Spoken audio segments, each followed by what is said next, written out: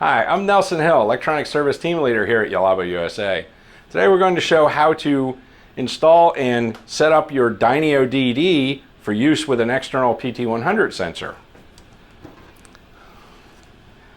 First, you take your external Pt100 sensor LEMO connection, plug it into the LEMO port on the back of the DYNEO DD. Next, you will want to go into the menu,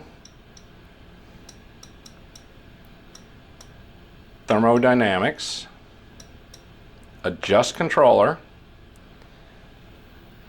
and you'll see Control. You have the option of internal or external. So you highlight external, press, you'll notice the check mark changes over.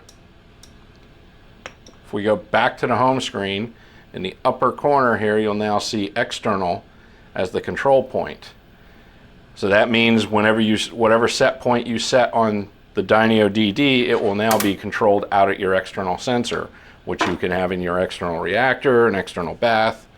If you want to switch back to internal control, again, go into the menu,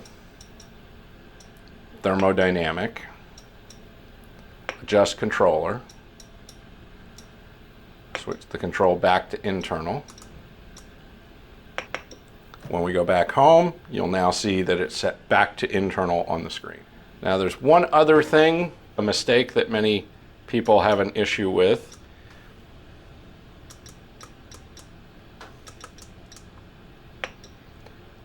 You will see under the Connect Unit menu, this external set point, there's a Pt100 option.